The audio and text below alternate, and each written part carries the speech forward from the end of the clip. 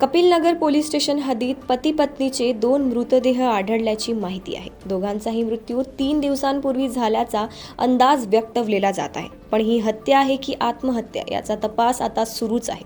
अरुणा डाखोडे व लीलाधर डाखोडे असे मृत पती पत्नीचे नाव आहे. लहानपणापासून माझ्यासोबतच खेडेर आहे. उत्कर्ष डाकोडे त्याचं नाव होतं. उत्कर्ष लीलाधर डाकोडे. त्याचं आईचं नाव अरुणा डाकोडे आणि वडीलचं नाव लीलाधर डाकोडे. चांगले ते म्हणजे काका काकू तर असं कधी काही हे नाही, खूप चांगल्याने बोले राहत होते. तो पण हसून हसून ये खेडे आमच्या सोबत इथेच खेडे.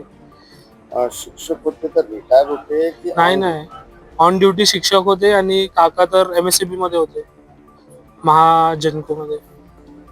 अंदाज तर नाही माहित, पण असं म्हणते की मुलांनी मारलं बा. आणि आता तो कोणत्या शुद्धीत होता, का बरं मारलं, हे तर आता सगळं पोलीस व्हेरिफिकेशन होईल, इन्व्हेस्टिगेशन होईल, फॉरेन्सिक रिपोर्ट वगैरे येईल त्यांची, त्याच्यानंतरच माहीत पडेल. पण आता सध्या तर सांगू नाही शकत की का आहे बा.